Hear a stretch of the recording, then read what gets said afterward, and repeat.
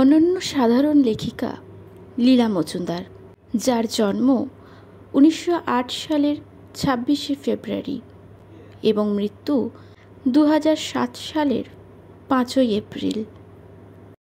সকলের ভালো লাগার এই মানুষটি 100 বছর আমাদের মধ্যে থেকে নিজেকে জড়িয়েছিলেন বহুবিধ কর্মকাণ্ডে। লীলা মজুমদারের যাবতীয় রচনা সংকলনের লক্ষ্য তার সমস্ত লেখা যাতে পাঠকের কাছে সহজ প্রাপ্য হয়।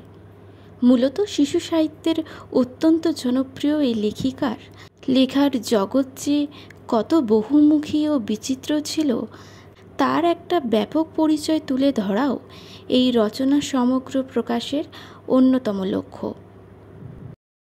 আমাদের আজকের গল্প লীলা মজুমদারের ছোট গল্প থেকে গল্প টাকা চুরির খেলা। প্রথম যখন গনসার সঙ্গে আলাপ হলো, সে তখন সদ্য নর্থ বেঙ্গল এক্সপ্রেস থেকে নেমেছে। চেহারাটা বেশ একটু ক্যাবলা প্যাটার্নের, হলদে বুট পরেছে, তার ফিতের আবার 2 জায়গায় গিঁট দেওয়া, খাকি হাফ প্যান্ট আর গলাবন্ধ কালো কোট, তার একটা বোতামও নেই। গোটা 3 বড় বড় মরচে ধরা সেফটি পিনাটা, তার উপর মাথায় দিয়েছে সামনে বারান্দাওয়ালা হলদে কালো ডোরা কাটা টুপি। দেখে হেসে আর বাঁচিনে। ছোট কাকার সঙ্গে ছিল। গনসার দাদাকে ডেকে বলল, ওহে হরিচরণ, এটি আমার ভাইপো, তোমার ছোট ভাইয়ের সঙ্গে মিলবে ভালো। তাই শুনে গনসা রেগে কাঁই, এত ছোট ভাই করবেন না মশাই, আর ওই কুঁচো চিংড়িটার সঙ্গে মিলবো ভালো শুনলেও হাসি পায়। ছোটকার মুখের রংটা কীরকম পাটকিলে মতন হয়ে গেল। ঢোক গিলে বললেন, বটে। সে বললে, আজ্ঞে হ্যাঁ। অথচ শেষ অবধি ওই গনসাকেই আমি ভীষণ ভক্তি করলুম। সে এক মস্ত উপাখ্যান। ছুটির দিন দুপুরবেলায় নিরিবিলি ছাদের ঘরের মেঝেতে বেশ আরাম করে উবুর হয়ে শুয়ে পা দুটোকে উঁচু বাগে তুলে একটা চেয়ারের পায়াতে আটকে দিব্যি করে নিজের মনের দাদার টিকিটের অ্যালবামে নতুন 5 পয়সার টিকিট সারি সারি মারছি। কারোর কোনো অসুবিধে করছি না, কিছু না। এমন সময় ওরে গাবারে বলে বাপরে সে কি চিল্লানো, আর এরা আমায় কি নাম বলে যে গোলমাল করি। সেই বিকট গোলযোগ শুনে তাড়াতাড়ি টিকিট অ্যালবামটা লুকিয়ে ফেলে নিচে যেতে যাব। ভুলেই গেছি যে পা দুটো চেয়ারে আটকানো। তাড়াতাড়ি না টেনে নামাতে গিয়ে চেয়ার উল্টে গেল। তার উপরে দিদিটা হাঁদার মতন 2 কাঁচের ফুলদানি রেখেছিল, সে তো গেল ভেঙে। সবচেয়ে খারাপ হলো আমার আধ খাওয়া পেয়ারাটা ছিটকে গিয়ে ঘরের কোণে পিসিমার গঙ্গা জলের হাঁড়ির মধ্যে পড়ে গেল। এই সমস্ত ঘটনাতে আমার যে একেবারে কোনো দোষ ছিল না, এই কথা যে শুনবে সেই বলবে। অথচ এই একটা সামান্য ব্যাপার নিয়ে দাদা দিদি পিসিমা এমন হইচই লাগালো যেন তাদের ঘরে চোর শীত কেটেছে। বাবা পর্যন্ত আমার দিকটা বুঝলে না, বললেন দোষ করে আবার কথা বলে। এরপর যখন ছোট কাকা গোলমাল শুনে দাড়ি কামাতে এসে একটু কষ্ট হাসি হেসে বলল, অনেকদিন থেকেই বলেছি ও ঝুড়ি বাঁধা ছেলেকে বিদায় করো, তা তো কেউ শুনলে না। এখন জেলখানাতেও ওকে নিতে রাজি হবে না। সময় থাকতে নারায়ণবাবুর স্কুলে দিয়ে দাও, নইলে নাকের জলে চোখের জলে হয়ে যাবে। মনে মনে বুঝলাম ছোট কাকার নতুন সাদা জুতোয় সেই যে কলম ঝাড়বার সময় সামান্য 3-4 ফোঁটা কালি পড়েছিল, ছোটকা এখনও সে কথা ভোলেনি। দিক্কে বোর্ডিংয়ে, এদের যে খারাপ বোর্ডিংয়ে কেন নরকেও কেউ যেতে পারে না। তাই রেগে চেঁচিয়ে হাত পা ছুঁড়ে বলতে লাগলাম, তাই দাও না। ওদিকে নিজের যখন বায়োস্কোপ দেখে দেরি করে ফিরে বাবার কাছে তাড়া খাও, তখন বাবা বললেন, চুপ। এরই ফলে ছুটির পর যখন স্কুল খুলল, আমি গেলুম নারায়ণবাবুদের বোর্ডিংয়ে। বেশ জায়গা, বাড়ি থেকে ঢের ভালো।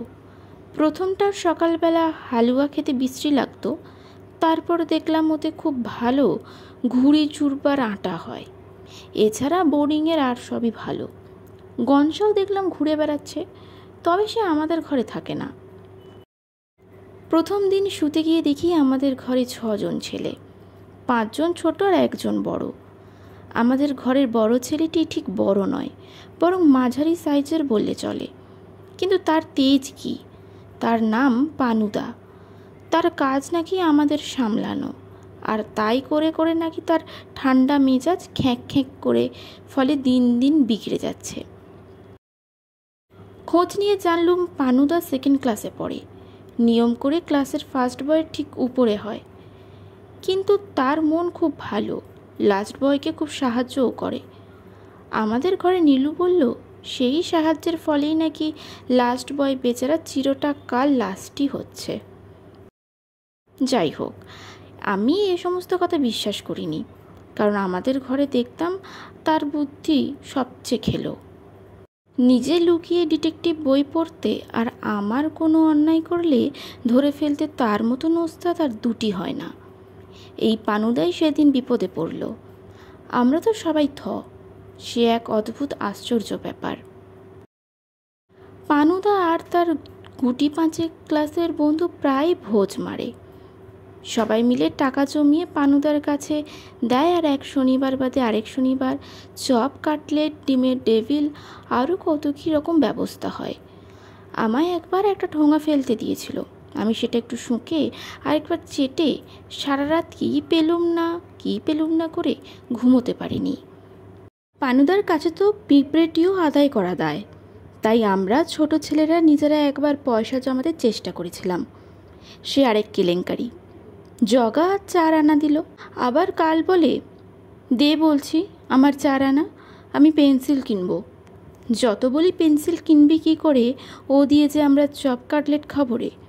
জগা বলে ইয়ার্কি করার জায়গা পাসনি, দে বলছি, নইলে এইসা এক রত্তা কষিয়ে দেবো। পারলে বোধ হয় 4 আনার জায়গায় 6 আনা নেয়।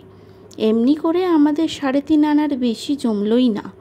তাও জমতো না, নেহাত মন্টুর জ্বর টর হয়ে বাড়ি চলে গেল, আর পয়সাগুলো চেয়ে নিতে ভুলে গেল। যাই হোক, পানুদারা এদিকে 3.5 টাকা জমিয়েছিল। রাত্রে শুলাম পাশের খাট থেকে পানুদা বলছে 8 আনার বরফি, 8 আনার চিংড়ি মাছের কাটলেট, 4 আনার ছাঁচি পান। শুনে শুনে আমার গা জ্বলতে লাগলো, জিভে জল গিলে গিলে পেটটা ঢাক হয়ে উঠল। পরদিনই কিন্তু পানুদা ভীষণ বিপদে পড়ল। লাইব্রেরিতে পানুদা আর সমীরণ দা কে যেন একটা ছেলের পাল্লায় আড্ডা দিচ্ছিল। পানুদা চালে মেরে কি একটা কুস্তির প্যাঁচ দেখাতে গেছে, আর স্লিপ করে কাঁচের আলমারির দরজা টরজা ভেঙে চুরমার। পানুদা উঠে দাঁড়িয়ে একটা বলতে যাচ্ছে, এমন সময় হেডমাস্টার মশাই এসে এমনি বকুনি দিল যে পানুদা চমকে গিয়ে নিজের আলজিপ টিপ গিলে বিষম টিসম খেয়ে আর কি।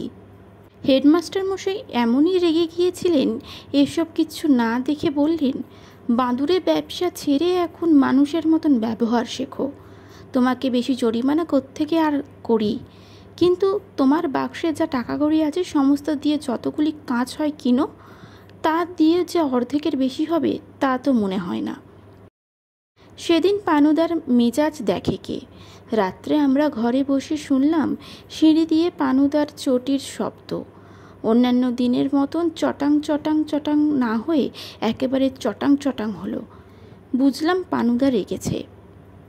যতটা ভেবেছিলাম তার চেয়ে দেখলাম আসলে আরও ঢের বেশি রেগেছে। ঘরে ঢুকেই পানুদা আমার আর কেষ্টের মাথা একসঙ্গে ঠুকে দিয়ে বললে, যত হাসি হাসি মুখ কেন রে বেয়ারা ছোকরার। আমরা তখনই গম্ভীর হয়ে গেলাম। তারপর পানুদা জগার দিকে চেয়ে বলল, ফের ফোঁসফোঁস করছিস রাস্কেল, বলে তার কান দিয়ে এক প্যাঁচ। হিরু বলল, ওর সর্দি হয়েছে কি না। পানুদা তার গালে এক চড় কষিয়ে বলল, চুপ কর বেয়াদব, তোর কে মতামত চেয়েছে। তারপর সময় কাটাবার জন্য শিবুর কানের কাছে খোঁচা খোঁচা চুল নখ দিয়ে কুটকুট করে টানতে টানতে দাঁতে দাঁত ঘষে বলল, আজ তোদের কাছ থেকে যদি 2 শব্দ শুনি, সব কটাকে কচুকাটা করে কেটে ফেলবো বলে রাখলাম। ঘরের মধ্যে একদম চুপ। পানুদা খাটে বসে পা দোলাতে লাগলো আর বোধহয় হেডমাস্টার মশাইয়ের কথা ভাবতে লাগলো। এমন সময় সেই গনসাটা এসে হাজির। এসেই পানুদার পিঠে থাপড়ে একগাল হেসে বললে, কিরে পেনো, ফিষ্টিটা ভেস্তে গেছে বলে বুঝি মুখখানা হাঁড়ি আর কচি ছেলের উপর উৎপাত? রোজ বলি ওরে পেনো, একা একা অত খাসনি। পানুদা গুম হয়েই রইল। গনসা বলল, তাই বলে কি টাকাগুলো সত্যি দিবি না নাকি? পানুদা বলল, দেব না তো কি তুমি আমার হইতিয়ে দেবে? গনসা হেসে বলল, আরে রাম, এমন এক উপায় বাতলাতে এলুম, তোকেও দিতে হবে না, আমাকেও দিতে হবে না। আজ রাত্রে দরজা খুলে শুবি, দেখবি একটা ডাকাত এসে সব টাকা নিয়ে যাবে। পরে হয়তো ফিরেও পাবি, কিন্তু ডাকাতটাকে খাওয়াতে হবে বলে রাখলুম। পানুদা হাঁ করে খানিক তাকিয়ে রইল। সে দেখা যাবে ক্ষণ। এ বিষয়ে তুমি এক ঘরে যে বড় এসেছ, জানো রুল 3? গনসা বললে, সাধে শাস্ত্রে বলে কদাচাৎ কাহারও উপকার করিও না। মুখে পানুদা যতই তেজ দেখাক না কেন, শোবার সময় দেখলুম দরজাটা ঠিক খুলেই শুল। অন্যদিন তো পারলে জানলাও বন্ধ করে, আমাকে দিয়ে খাটের নিচে খোঁজায়, রাত্রে উঠবার দরকার হলে জগাকে একবার ডেকে পাঠায়। আর সেদিন দেখি বেজায় সাহস। বালিশে মুখ গুঁজে একটু হেসেও নিলাম। উৎসাহের চোটে আমার অনেকক্ষণ ঘুম হয়নি। অনেক রাত্রে হঠাৎ ঘুম ভাঙলে দেখি কে যেন টর্চের আলো ফেলেছে। পানুদা ফোঁস করে ঘুমাচ্ছে, আর বাকিরা কেউ যদি জেগেও থাকে ভয়ের চোটে চোখ বুজে পড়ে আছে। আমি দেখলুম কে একটা লোক পা টিপে টিপে এসে পানুদার বালিশের তলা থেকে চাবি বের করলো, পানুদার বাক্স খুলল, কি যেন নিল, আবার বাক্স বন্ধ করে চাবি বালিশের নিচে রেখে আস্তে আস্তে চলেও গেল। পরদিন সকালে স্কুলময় হইচই, পানুদার টাকা চুরি গেছে। হেডমাস্টার মশাই সবাইকে ডেকে যাচ্ছে তাই করে বকলেন। সকলের বাক্স খোঁজা হলো, কোথাও কিছু নেই।